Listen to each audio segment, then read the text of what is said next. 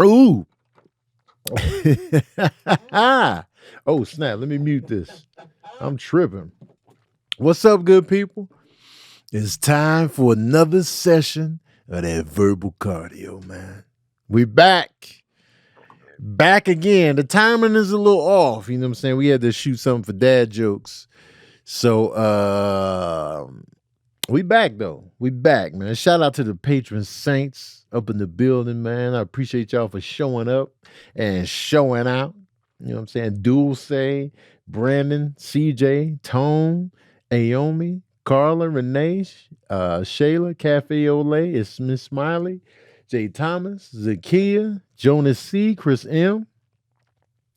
Like chatting with a friend reviews. That's a wild title. David Williams, Zane, Miss Makiba, Sapphire Blaze, KC, Jamal B, Nicole Fletcher. Man, shout out to Instagram for still not letting me go live. You lied to me.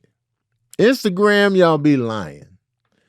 You know what I'm saying? Since you want to uphold community guidelines, how about not lying to people as a guideline? That's a pretty nifty guideline within the community, is to not just be lying to folks and be like, yeah, you know what I'm saying?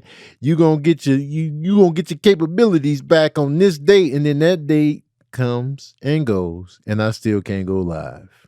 You lied to me. That's against my community guidelines. I know y'all don't care. Because your Instagram, you can do what you want. You can just snatch pages and just be like, what you gonna do? What you gonna do about it? I know I'm at the mercy of y'all, but come on, man. Come on, man. You told me you was gonna do something, man. I held you to it.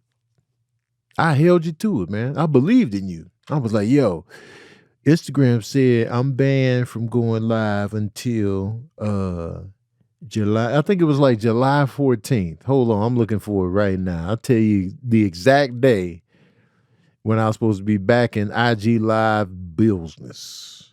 Let me find it. I can't find it, man. What the hell going on? What the hell going on? You know what? I'm gonna take a shortcut. I know how to find it quicker. Sick of this, man. They playing your boy, man. They playing your boy because I had a good rhythm going. Okay, so Instagram told me, they was like, it happened on July 7th. They was like, you can't start or join live videos, and this ends on July 14th. It is now July 30th. I still can't go live. Community guidelines, right? Right? Community guidelines? Is that what we're talking about? Honor the guidelines. Honor your own guidelines. Isn't the date that I'm supposed to be back, isn't that a guideline? Or are you just gonna not honor the guidelines? See, if we're gonna be tight asses, if we're gonna be sticklers, how about you stick to the date promised? Community guidelines, right? Sick of y'all, man. Tired of it. Tired of it, man. Listen, y'all, we got to be on a united front. All right?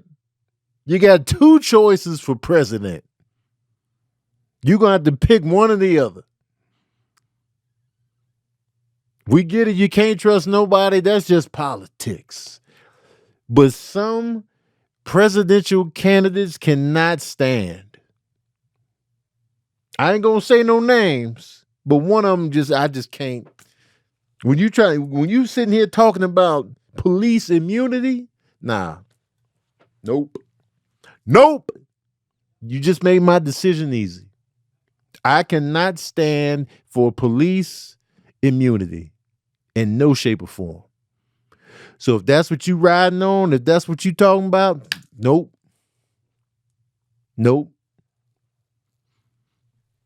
Can't have it. Not at all. We need to be focused on the Senate and Congress. We need to be focused on that Congress, that House of Representatives, and that Senate.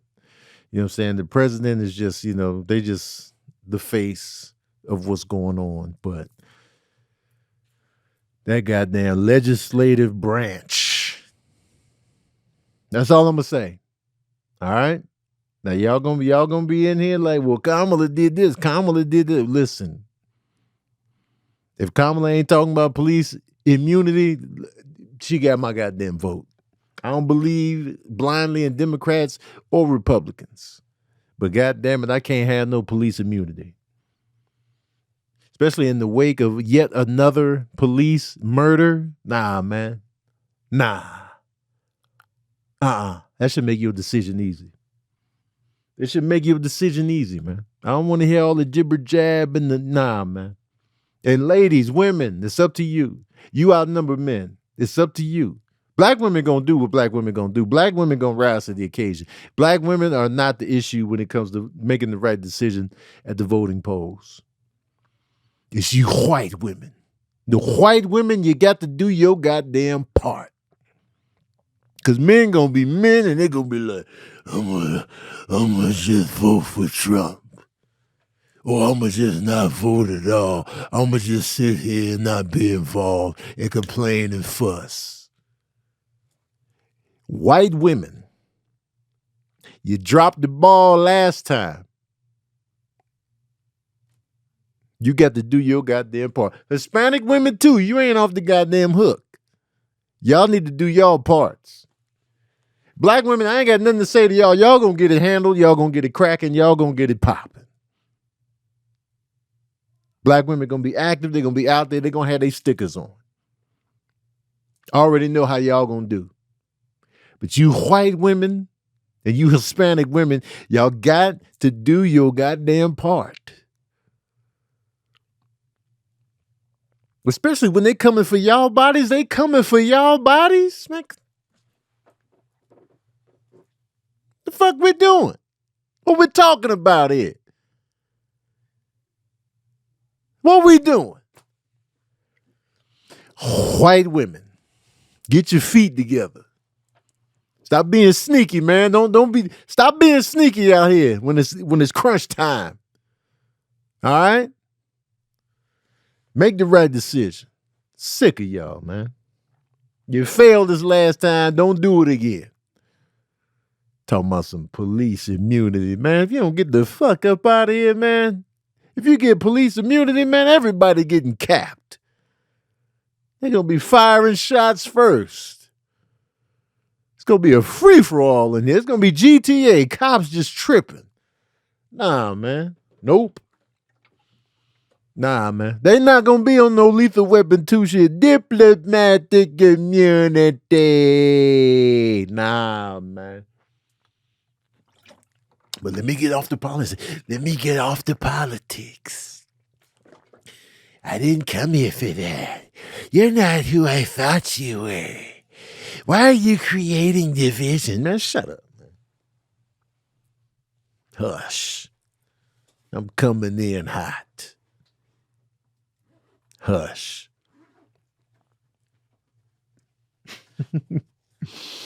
These are crazy times we living in, man. The Olympics is in full swing. It's funny how patriotic we get around the Olympics, though. You know what I'm saying? We be like, man, America getting on my nerves, man. I'm triggered by the American flag. The Olympics coming, like, all right, America, get them gold medals. Because I'd be lying if I wasn't paying attention to the gymnastics team, the goddamn track and field, the ladies of the track and field and the gymnastics. I'm all in. I'm all in on them, man. And I'm paying attention to the USA basketball team, of course. But, man, the women, they got my full attention. These young women out here going for the gold, it's amazing to see. Shout out to the men as well, but I got to be honest, I'm more interested in the women in this Olympics. You know, pause. It sound like, could sound like I'm being creepy, but I'm not. They babies to me. They babies. They all in their 20s, man. Look out. But I'm all in, man. They got fresh gold today. Fresh gold. The gymnastics, man. Shout out to them, man. It's amazing. Gymnasts amaze me, man. Gymnastics, acrobatics. I marvel at that every time I watch them. I'd be like, yo, how are you able to flip and dip, twist in the midair, land on your feet and know what the hell's going on?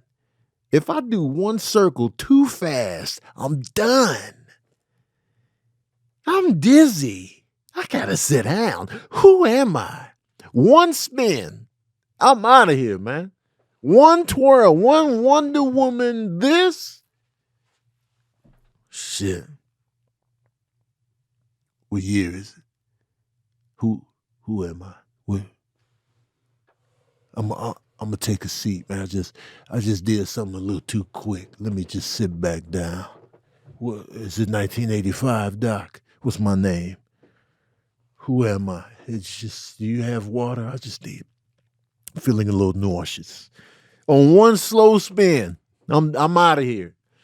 They out here flipping and dipping and landing and knowing where to land and how to land and just spinning and twisting, twirling, swinging, grabbing, catching. It's amazing to see. And I just be like, man, they be doing this with ashy hands and ashy feet. It's brilliant. Oh, it's amazing. I'm like, yo, man, you doing flips. I've always been mesmerized by flips. I've always been mesmerized by flips. I was just like, yo, man, they just did a flip. When I would see kids like in school, when they would ride the swings and they would flip out backwards, I'd be like, yo, they flipped out backwards. And I definitely have inner ear issues. One of the patron saints said, I got inner ear. I do. I got a constant ringing in this ear. And you know my balance is trash. Like once I close my eyes, my balance is trash. But I don't know how to get any of that fixed. You know what I'm saying? I go to the ENT. They got nothing for me, man. They got nothing for me. Man, I need for people to have stuff for me, man. Have stuff for me. I need answers. I need results. I need like, you know what I'm saying? I need for stuff to happen, man. Tired of going up in these medical facilities. I went to I had a doctor's appointment last week because just to meet up with a new primary doctor. And he was cool. You know what I'm saying? He was cool. But I feel like I ain't really connect with him. You know what I mean? I said, I want that connection when I'm in there. I want a connection with my medical provider. I want to feel like I'm not just some person in there. I want that. He's not a black doctor. I might need that black doctor. But if I'm going to get the black doctor, I got to go far for the black doc. And that's the thing, man. I'm Convenience McGee. So I'm torn between black doc and Convenience McGee. I'm torn, man, because I don't want to be going into LA and beyond all that traffic I got to brave for my doctor's appointment. But it is my health, and health is wealth. Health is everything. And I want to go to a doctor where I can be like, I can feel like, because I got my urologist that I went to, she was black. And then the girl that gave me the ultrasound on my ball sack, she was black and cute. She was black and cute. I was like, man, watch out, man. I'm embarrassed. What are you doing here? But there's a comfort there. I got to be real, man. I'm comfortable with black folks. Like I was thinking about just life in general and who I gravitate towards and like, what my surroundings are in terms of like my social constructs. And I was like, yo, black is my comfort zone. So I've lived in, now mind you, I don't want y'all to be like, well, Tony don't like us. That's not the case at all. It's just what I gravitate towards naturally. It's just like a natural like gravitation for me. Like growing up in Chicago, South Side, Chicago's very segregated. So I grew up in a black household. All the kids in my neighborhood were black. I go to school, whole student body is black. I got some white teachers in there. My earliest memory in being in school, I had a teacher, she was a white lady. And she went off on me because I rocked in line, right? So I would rock in line.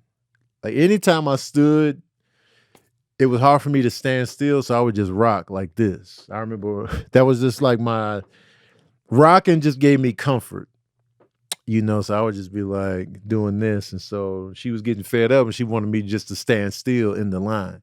So she was giving me problems on that. So I told my mom, and then my mom went up there and cussed her out. so that was my debut on the white teacher, right?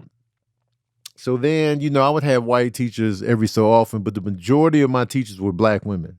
So I'm taking in, just black family, black friends, black surroundings, black faces. And then, I'm running into adversity from adults from, like a white teacher giving me problems. And then, so, that early interaction was like, oh, I don't know. You kind of, clam up.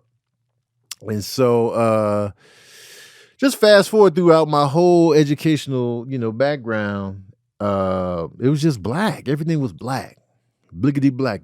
In a segregated city, that's just what it was. So fast forward to me moving to New Mexico. So now I'm excited that, all right, I get to have Mexican friends. I remember being excited about that. And I was just like, because I wasn't exposed to that kind of diversity on a close level. Like, in Chicago, you go to certain areas.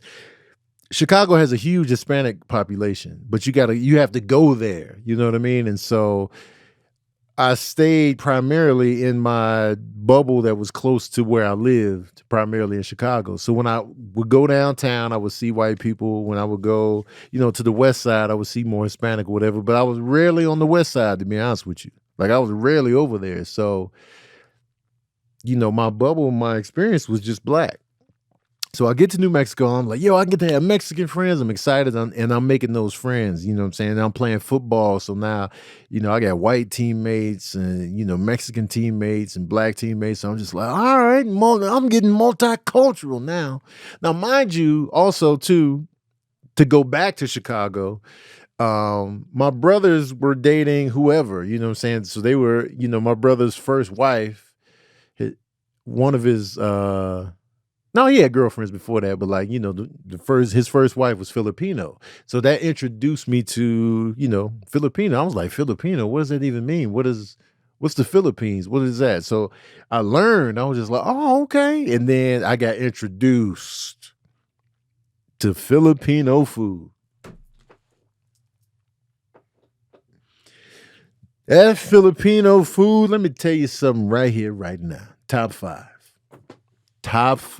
Pancit, lumpia, caldereta, man, let's go. I was like, yo, this food right here is amazing. So I was introduced to Filipino cuisine in the 80s when my brother was dating, his soon-to-be wife, and she was Filipino. So I was just learning so much, and I was just like, wow, okay. And then one of her sisters, I was like, well, what's up?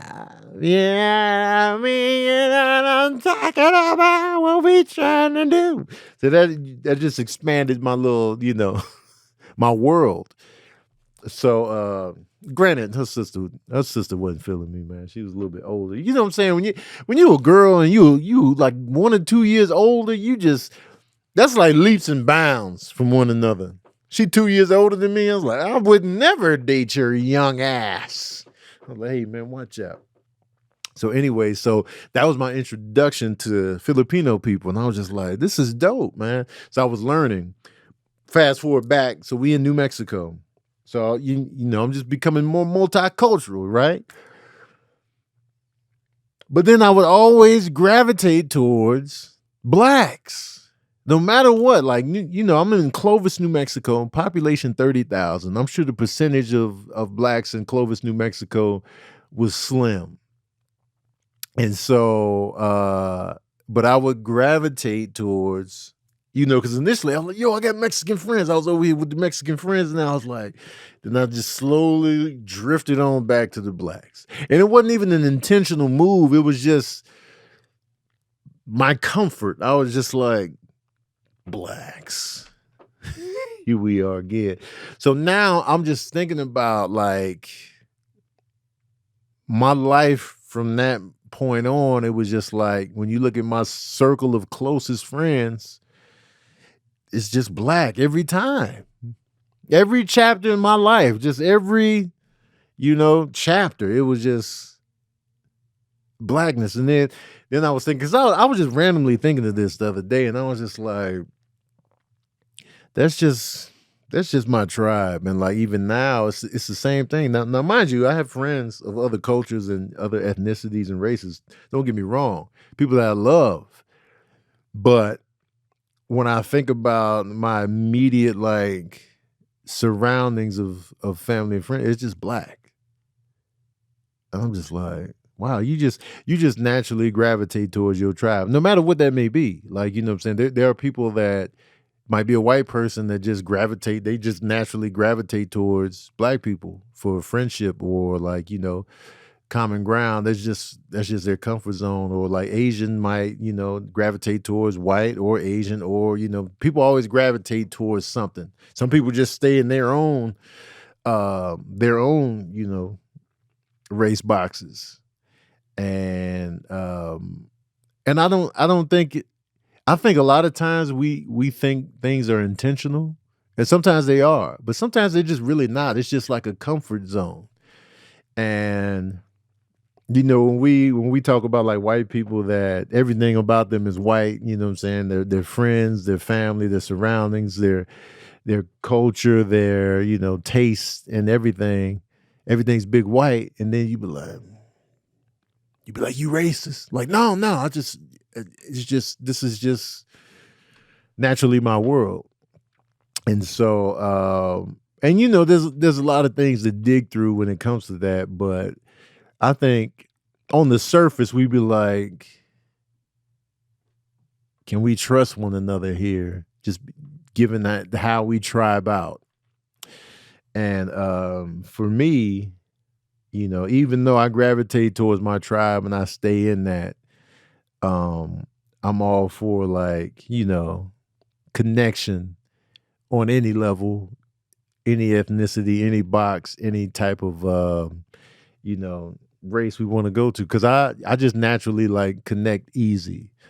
And whether you be Russian, whether you be Chinese, whether you from Singapore, Bangladesh, whatever, it's like, when I'm exposed to different cultures and different races, I can find a connection without even forcing myself. It's just like a natural vibe for me.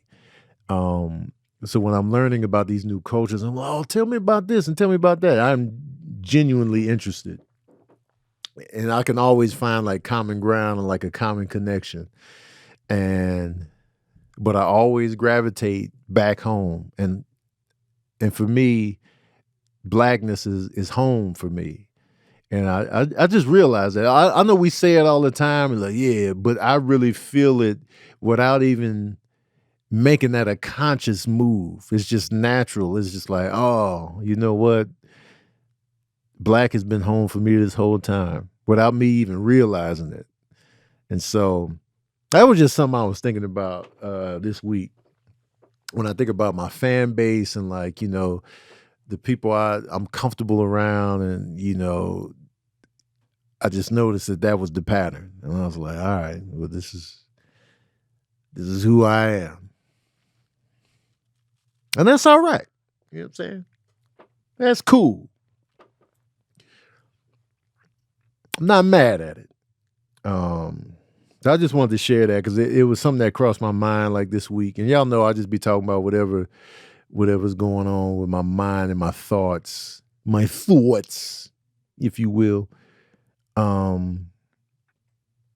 It was something else I wanted to touch on. No ads this week. So we just chop it up real quick.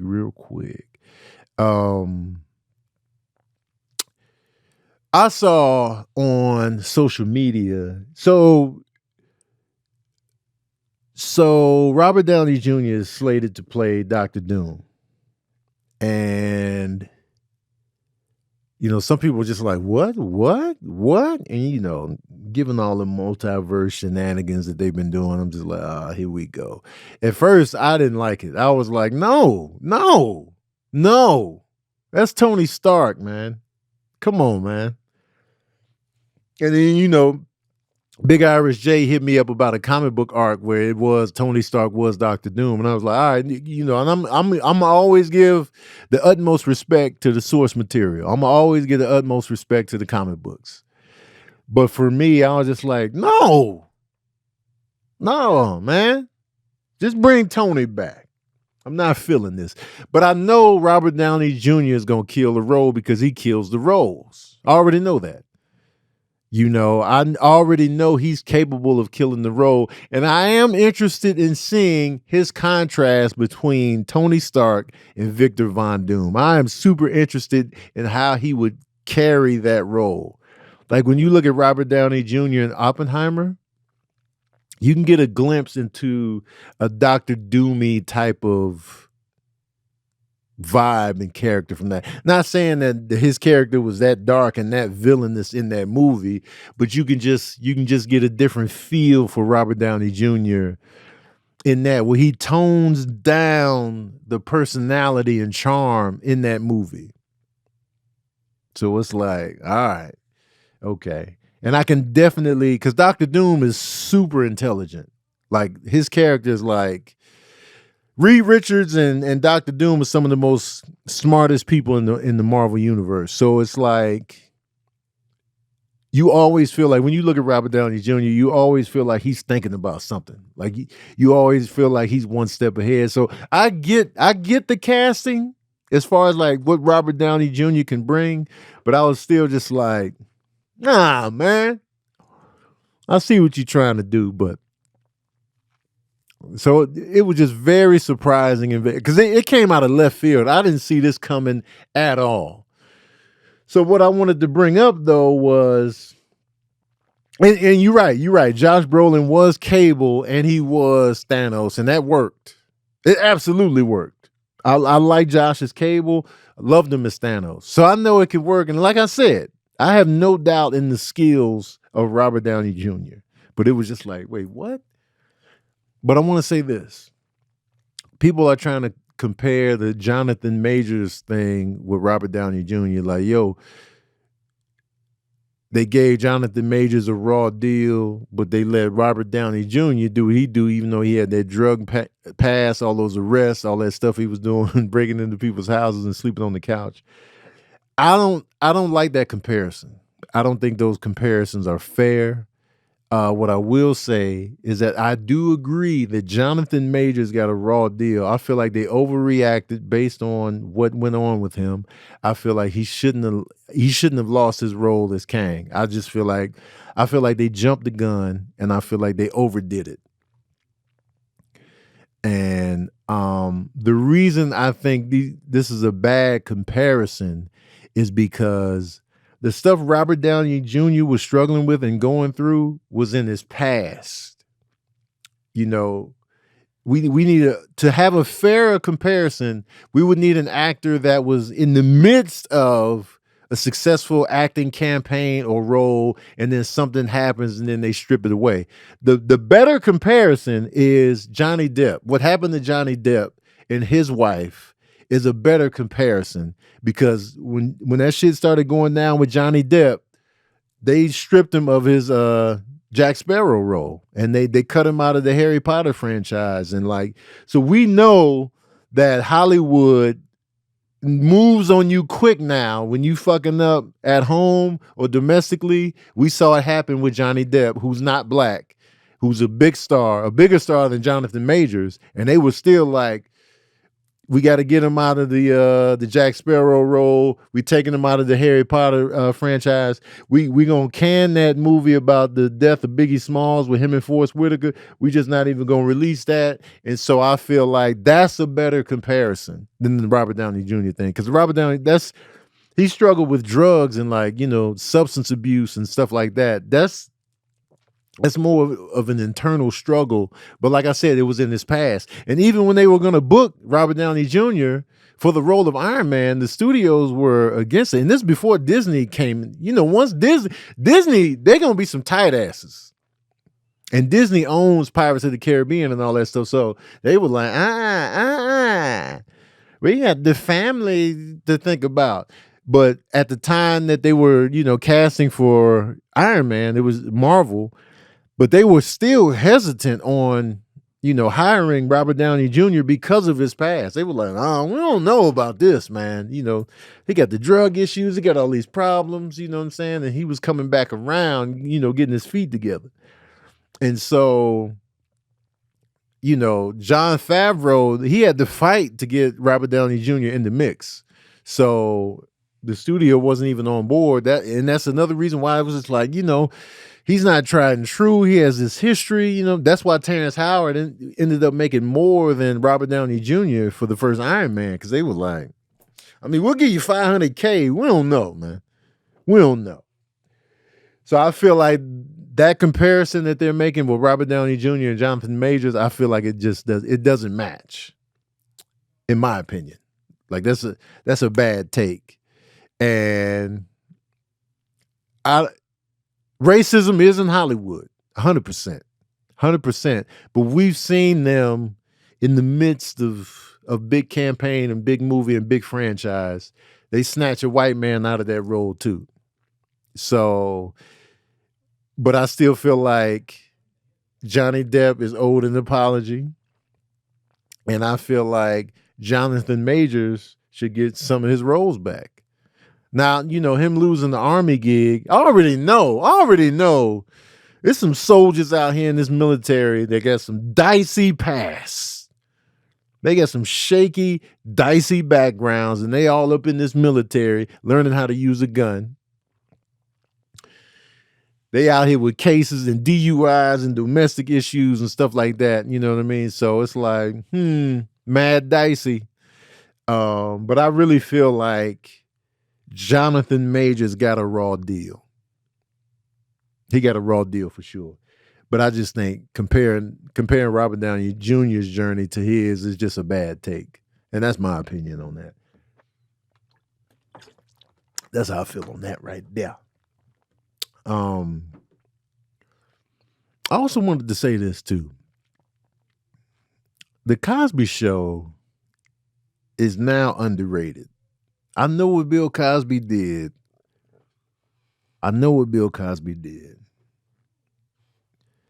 But the Cosby Show, that's premium black entertainment. What the Cosby Show was able to do when it did it was just incredible. That was the most watched show on TV, a black family. That was the number one show on television. It was funny. It was dope. The family dynamic, the jokes, the cast, it was just firing on all cylinders, man. A mixture of black skin tones within the same family was dope to see. Everybody on the black spectrum was represented visually. Bill Cosby's darker. Felicia Rashad is a little bit lighter. Lisa Bonet and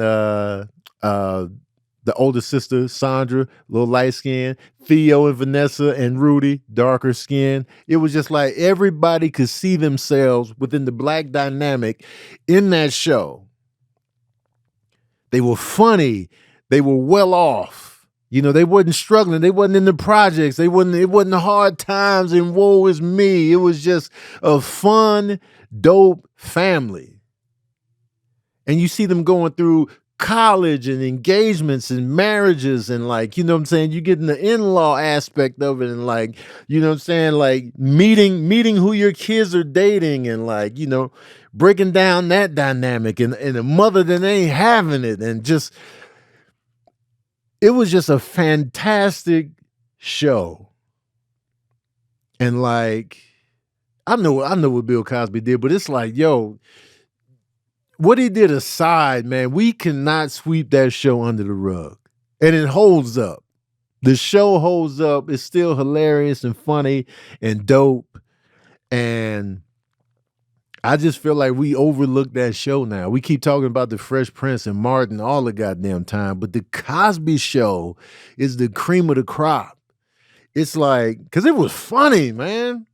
Bill Cosby, man, that episode where he kept having to go to the store because it was Thanksgiving and they kept sending him out in that rainstorm to go get the ingredients. And every time he went out, it was getting worse and worse outside. And then one time he came back to the house and the wind just blew the door open and he was standing there in that trench coat and it was treachery. Or the time when they were just having mass snowball fights outside and Theo and Cockroach come diving into the house and there was just mad snowballs going. The Gordon Gartrell shirt, the time Vanessa and Denise fought. It was just like, yo, this was so dope. The time Claire had to check Alvin. So many dope moments, man. And then he gave us a new intro every season. No bullshit ass, corny, special effect intros, man. This was like them really being involved in the intro for real with concepts and musics and styles. It was just like, I remember the season 6 intro where they had the jazz background and they had the Apollo theme in the background and they were just dancing. It was like every season they would give a different intro that was fire, that was well thought out, that was like, all right, this is the theme for this one. This is the theme for this one. And I was just like, yo, man. We got to give the Cosby Show more props, man. We don't talk about it enough. Regardless of what Bill Cosby did, we got to look at the art. We got to look at what was given to us. You know, as much as we want to be in actors business, and you know what I'm saying, their whole goal is to give us art, give us entertainment. That's the goal. Personal lives are personal lives, whatever's going on. So we got to learn to separate the art from the person, regardless of whether they're a good person, whether they've done some shady deeds, whatever. The art. And I feel like the art and the visuals and the impact that was the Cosby Show should transcend, you know, what he did off the court. Because the impact to us, to the viewers watching it, to the kids, and us seeing a family like this, it was just like, man, this is dope to see on a maximum level. Now, this show was the #1 show on TV, so everybody was connecting with this black family, and I was just like, yo, this is fire.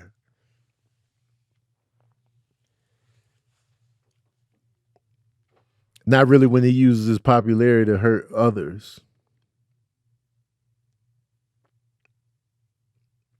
I hate Diddy.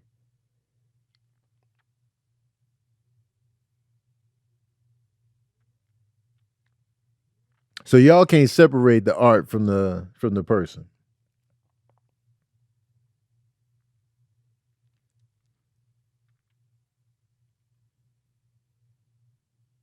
I'm tapping into the patron saints right now. Nope. Here's the thing though. Here's the thing that's different with the Cosby Show. Because it's a little different for musicians. Because musicians, a lot of times it's more personal, it's more one-on-one. So like when R. Kelly writes a song called Age Ain't Nothing But a Number, that's directly connected to how he was out here preying on young women, right? So it's just like, nah, man. But when you have a show like The Cosby Show that has different writers, that has a different cast of characters, it's an ensemble piece. So even though, you know, Bill Cosby was the captain of that ship, but it's still other people involved. It's still, you know, Claire and Rudy and Vanessa and Theo, and like there's a cast, there's a writer's room, there's other voices at play in the artistic creation of this thing. So The Cosby Show is a little different than Bill Cosby himself. Now going to see Bill Cosby as a comedian, then you'd be like, nah, man, watch out.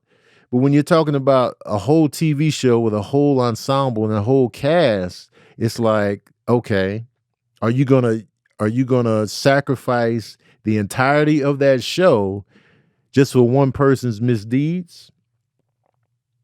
That's the difference for me when I talk about separating the art from the person.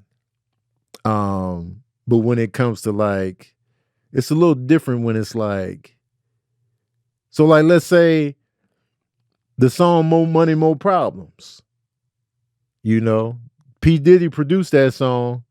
You're not going to listen to it because of what Diddy did? You going to turn it off when that song come on?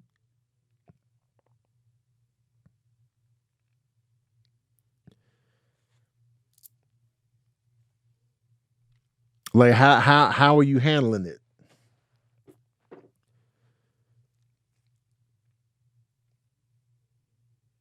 And that's another thing too. That's another thing too, man. A Different World was also spawned from the Cosby Show. So now we're getting images of black college life and that whole experience, which is great to see on national TV. Now we get in a whole nother world of just like, oh, now we in college now. Now we in higher education. As much as what Cosby did was trash. And I'm not saying it wasn't, but it was like, man, but the other stuff he was putting out there that affected me on a mental level, on an educational level, on an image level. For me, it just transcends his crimes. For me personally, I know some people you holding on to what he did off the court, but for me, his impact transcended him. Like the education that he was providing when he was doing picture pages and, talking about blackness and education and blacks getting, better education. Now, I will agree, like, you know what I'm saying? He was too much of a tight ass when it came to like cussing and, judging other comedians and stuff like that. But for me, you got to take what you can use from people when it comes to the art and entertainment. Take what you can use for yourself. Ain't nobody perfect. We don't know what people be doing behind closed doors. You put people on the pedestal, you don't know what they're capable of, how they treat people, none of that. You know what I'm saying? You take what you can get and apply to your life and your way of thinking. So for me, like, that image of a black family, that image of of college life and, respecting higher education and stuff like that and the value of secondary education. You take that and like, all right, I can apply this to my life. I can apply, the image of a successful black marriage and them making a good income and not being in the projects. You take that on.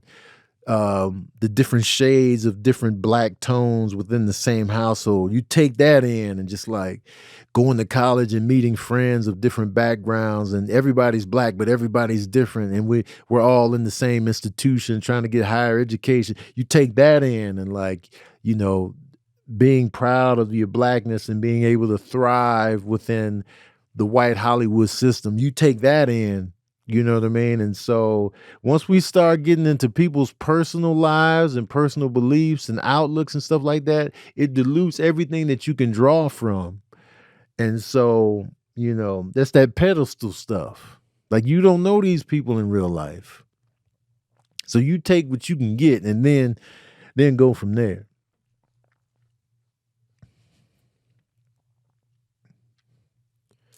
But I was just looking at the Cosby Show intro yesterday. And I was just like, man, you know what? This whole show was dope. Because, we don't talk about, we can't talk about R. Kelly. We can't talk about R. Kelly. Unless we in the name. Unless we like, man, he was trash. He was trash. He was trash. He was trash. He was trash. But the reality is he was the king of R&B. The reality is he was the king of R&B. We can't say it. He's Voldemort now. We can't bring him up. But the reality is when we have these king of R&B discussions, – the reality is this. It's R. Kelly.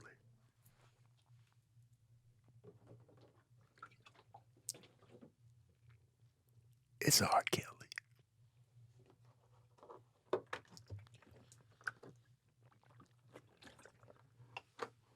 We just can't say it. But we know the answer. We be throwing Usher in the mix, but we know. We know what it is.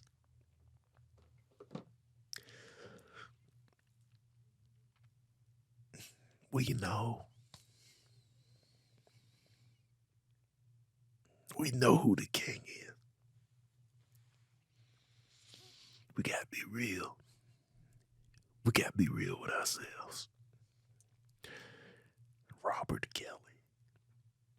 When you look at his run from 1991 all the way deep into the 2000s,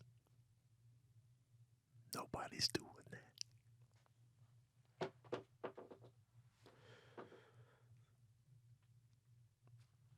Usher's in the conversation for sure, but man, Robert Kelly was making hits for other people.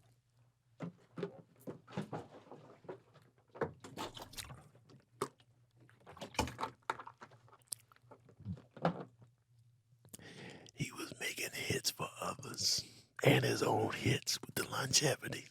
Just when you thought he was done, he would come around the corner with something else.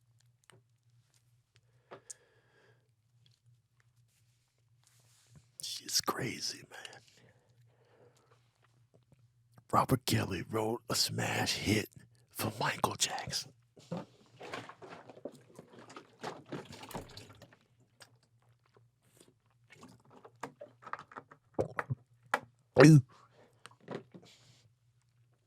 Let's be real. Let's be real.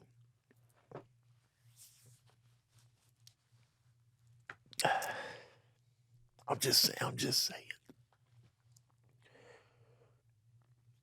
just saying, dog. He was out here. He was killing remixes. He was killing features. He was putting on other artists. Remember Changing Faces? They went platinum.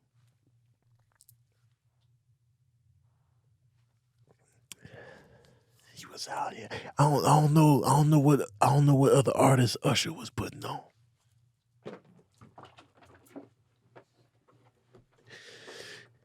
Don't kill me, y'all. I'm just saying. I'm just talking numbers and just.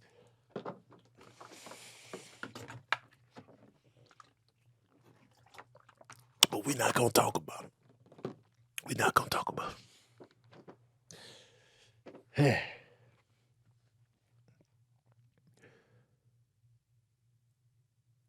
Usher, he did bring in Justin Bieber.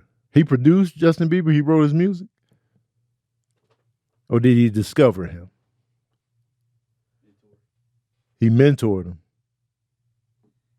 I think he discovered him. Did he write and produce? I don't know, man. Justin Bieber did get huge, but mentorship, that's not enough.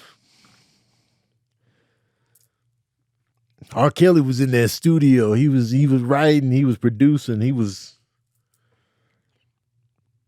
a little different.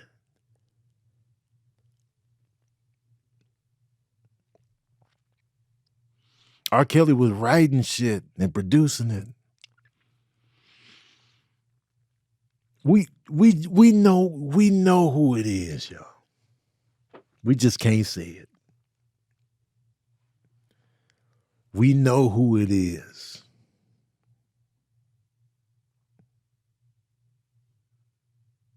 It's wild business.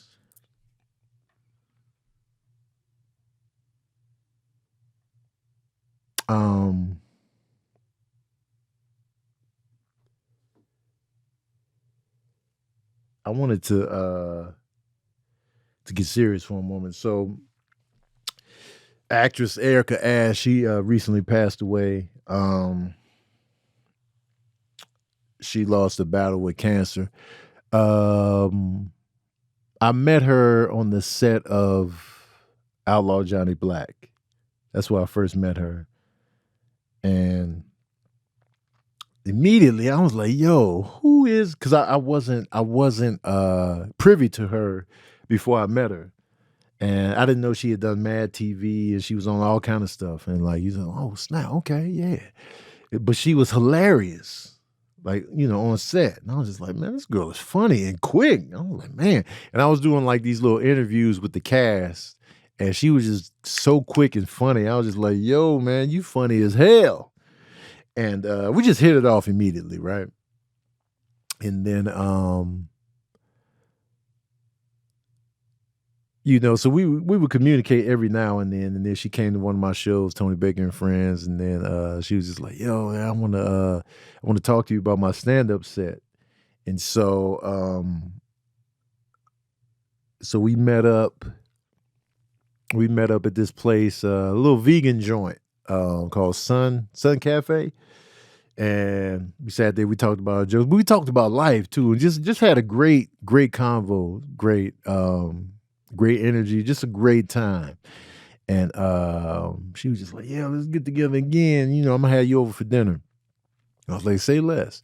Now, what I was saying in my post while, you know, I wrote out the caption, I'm notoriously reclusive nowadays. Like, it's hard to get me to come out for a one-on-one hangout. This is what I'm struggling with, but it's hard for me to come out for the one-on-one hangout.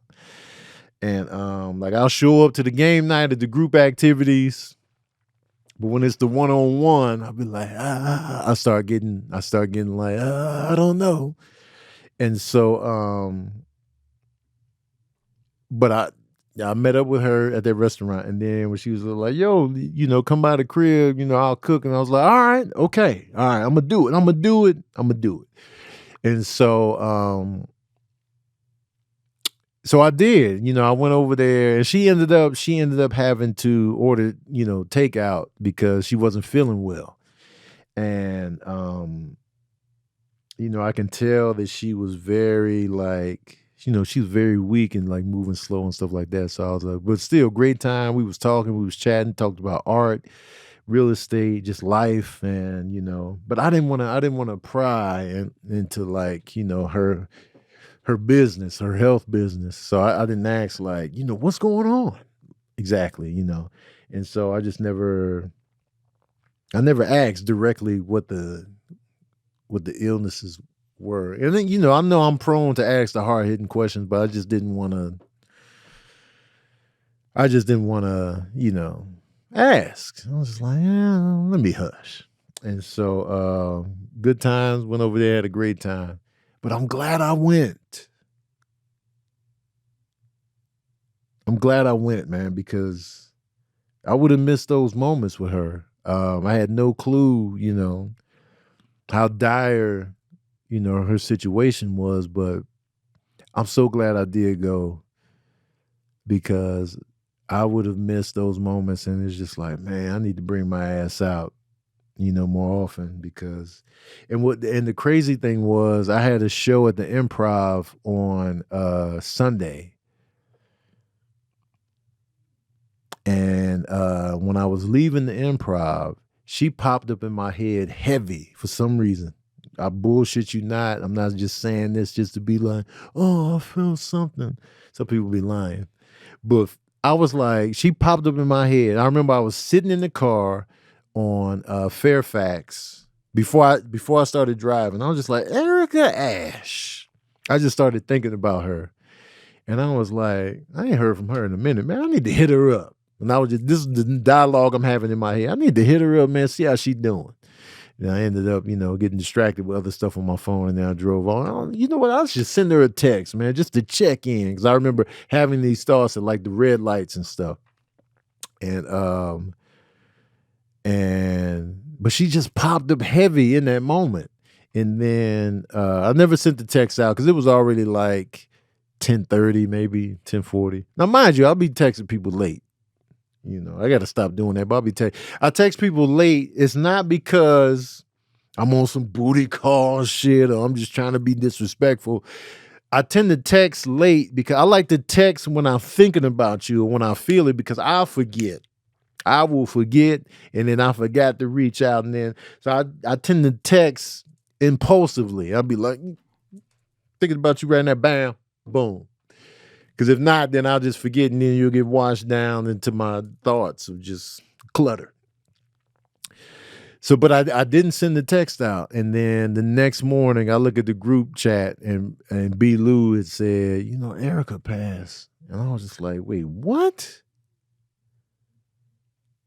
I was like, I was just thinking about her, and I was just like, man. So that was just like a heartbreaking, reality, but it was just a valuable lesson, and just like, man, sometimes you just got to get out your own head and just connect.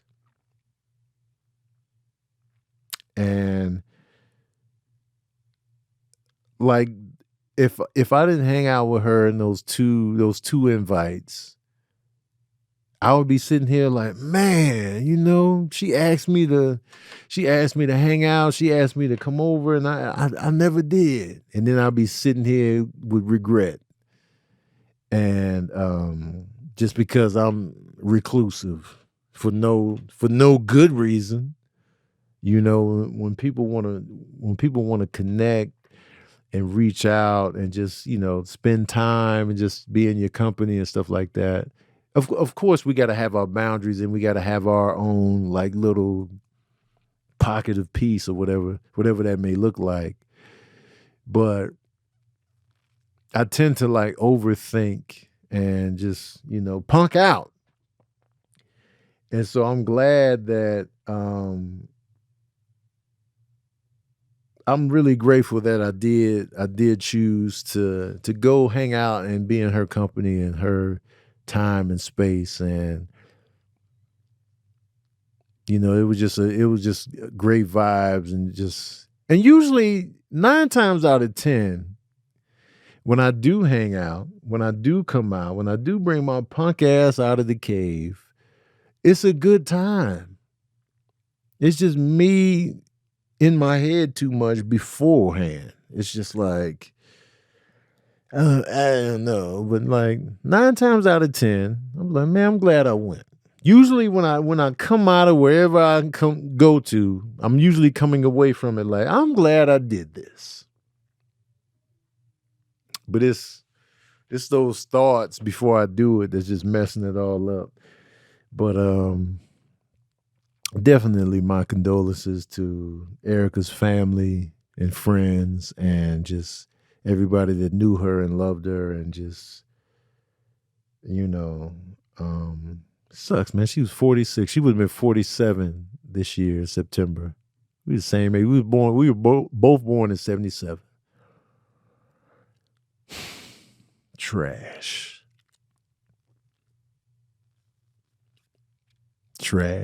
And we always get grateful when you lose somebody. We get grateful. Then that's when we start talking about man, I got to reach out more. I got to tell people I love them, man. I got to stay on top of my health.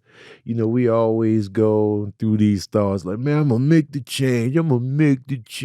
Man, right here. We got to tell people why they still here. You know what I'm saying? We just got to do all of the stuff, man. And then we go back into our routine every goddamn time.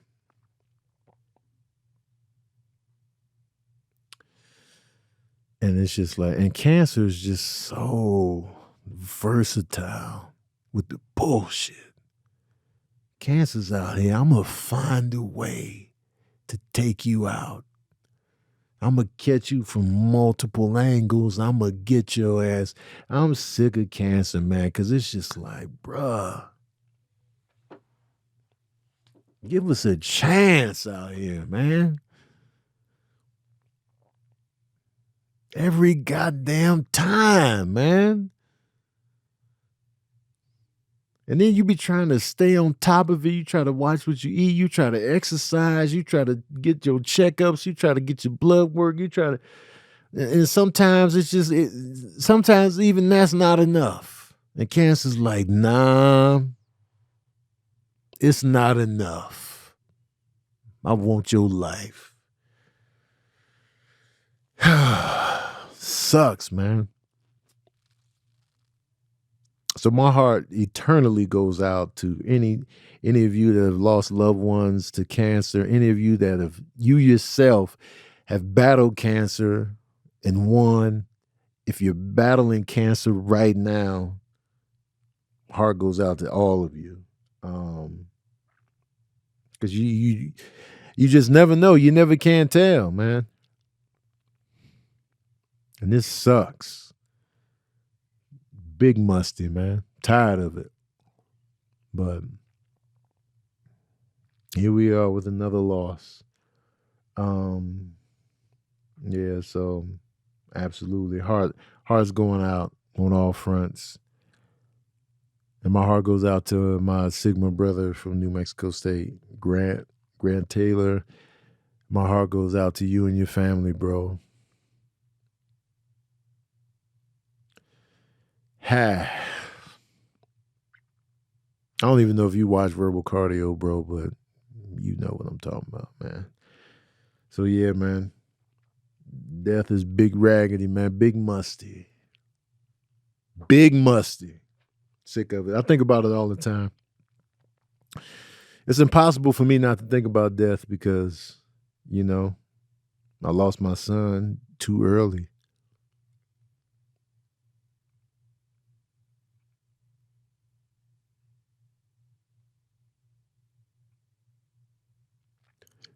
So it's like, it's impossible for me not to think about it. But